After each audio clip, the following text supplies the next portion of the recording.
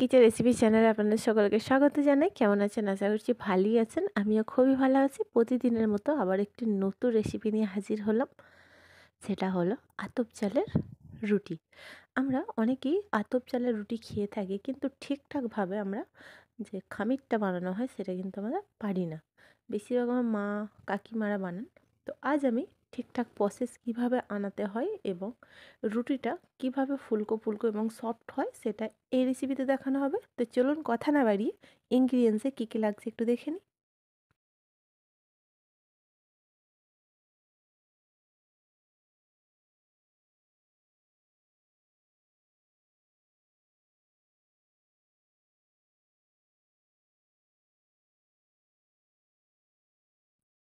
এখানে আমি 500 গ্রাম আতপ চালের আটা নিয়েছি, এর সাথে 1 কাপ ময়দা দিয়েছি। ময়দা দেওয়ার কারণ হচ্ছে খুব সফট হয়। এইবার যেটা হচ্ছে, একটা প্যান নিয়েছি, কড়াইয়ের মধ্যে 1 কাপ পরিমাণে পানি দিয়েছি। পানির মধ্যে সামান্য পরিমাণে লবণ দিলাম।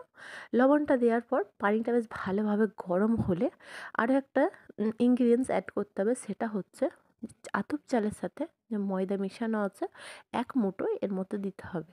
দেওয়ার পর ভালো করে স্টার করতে হবে। কেন দিতে হবে বলে দিচ্ছি। খামিরটা ঠিকঠাক একদম ফাইনালি 100% ঠিকঠাক করার জন্য এই প্রসেসটা অবশ্যই ফলো করবেন।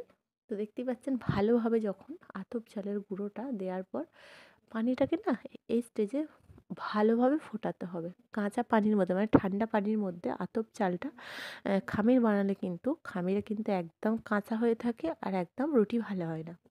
তো ভালোভাবে যখন বলব আসবে, বেশ 5 থেকে 6 মিনিট মতো আমাদের বলব আনাতে হবে। আর এখানে মাঝে মাঝে না স্টার করতে হবে, নাহলে যে আতপ চালটা দিয়েছিলাম 1 মুঠো সেটা কিন্তু একদম গাঁটলি রয়ে যাবে। আর গাঁটলি রয়ে গেলে কিন্তু খামিরটাও কিন্তু পুরোপুরি একদম সফট হবে না।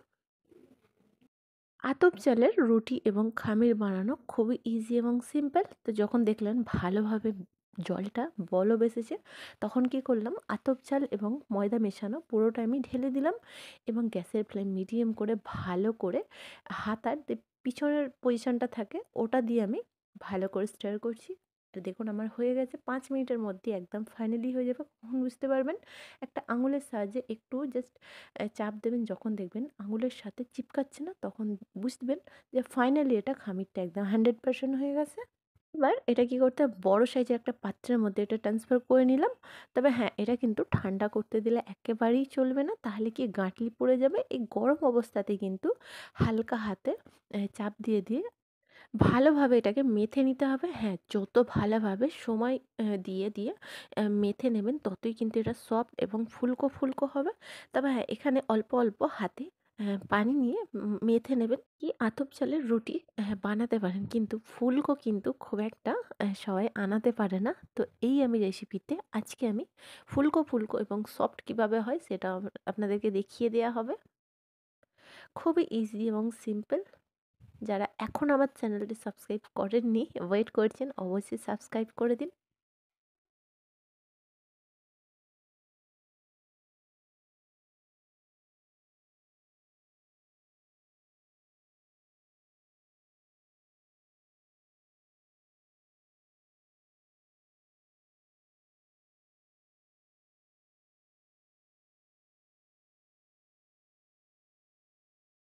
ফাইনালি দেখুন খামিরটা সুন্দরভাবে মেখে নেওয়া হয়েছে এবং আমি 2 ভাগ করেছি।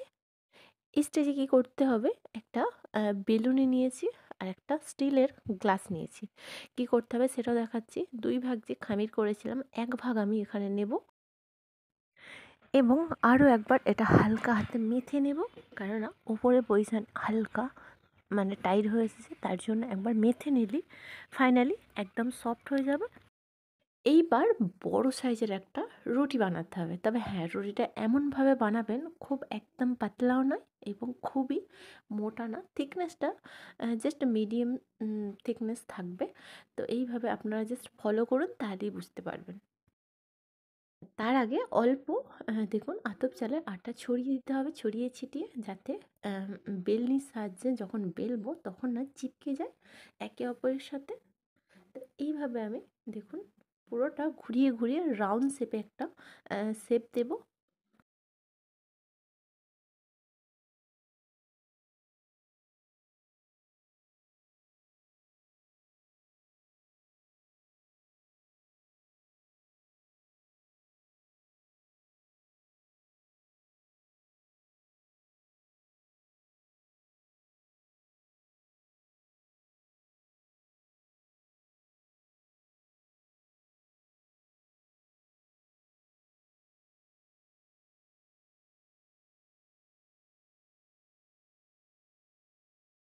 তো থিকনেসটা আপনাদেরকে দেখিয়ে দিচ্ছি, দেখতে পাচ্ছেন একদম খুব পাতলাও না আর মোটাও না, একদম মিডিয়াম হয়েছে। তো এইবার যেটা করতে হবে, গ্লাসটা হালকা আটার মধ্যে ডিপ করে গ্লাসের মুখটা মানে সামনের পজিশনটা এইভাবে যে রুটিটা বেলেছিলাম সেটার মধ্যে এটা একটা ডিজাইন করে নিতে, একদম রাউন্ড শেপে, দেখতে পাচ্ছেন। আর থিকনেসটা একদম মোটাও না আর পাতলাও না, এইভাবে আমি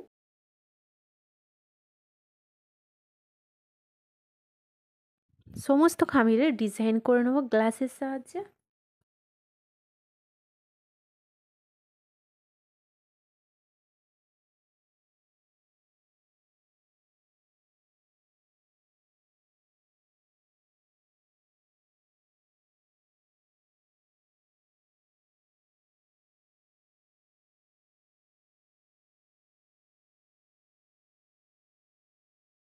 বেশ অনেকগুলো ডিজাইন হয়ে গেছে। এইবার যেটা করতে হবে, এগুলোকে বেলতে হবে। তো আমি ফার্স্ট বেলুনি চাকতিতে হালকা আটা ছিটে দিলাম যাতে নিচের দিকে বেলার সময় চিপকে না যায়। তো দেখুন একটা আমি শেপ নিয়েছি। এইবার রুটি, পরোটা এবং ময়দার রুটি যেভাবে বেলে আর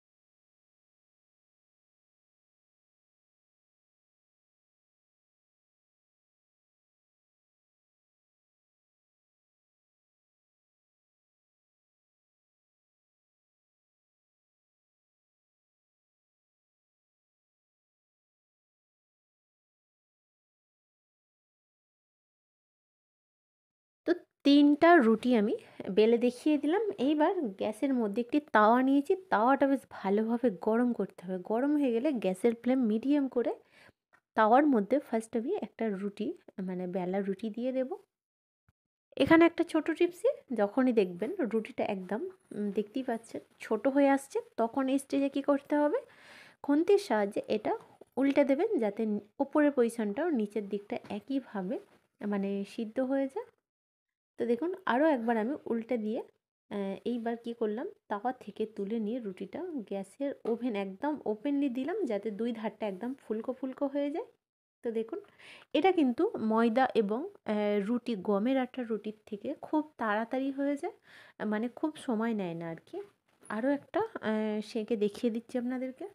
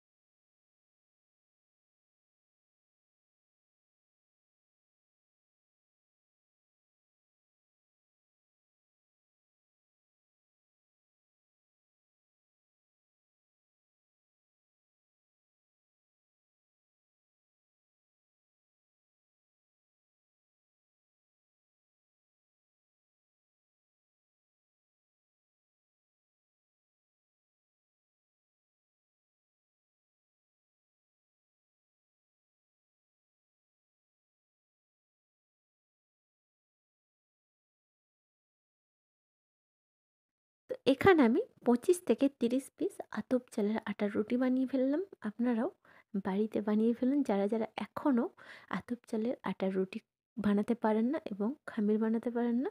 তো আমাদের এই রেসিপিটি কেমন লাগলো অবশ্যই কমেন্ট বক্সে জানাতে ভুলবেন না। যারা, যারা এখনও আমার চ্যানেলটি সাবস্ক্রাইব করেনি তারা সাবস্ক্রাইব করে দিন। পাশে থাকা বেল আইকনটি প্রেস করবেন। ভালো থাকবেন, সুস্থ থাকবেন, সাথে থাকবেন। আবারও দেখা হচ্ছে নতুন একটি রেসিপির সাথে।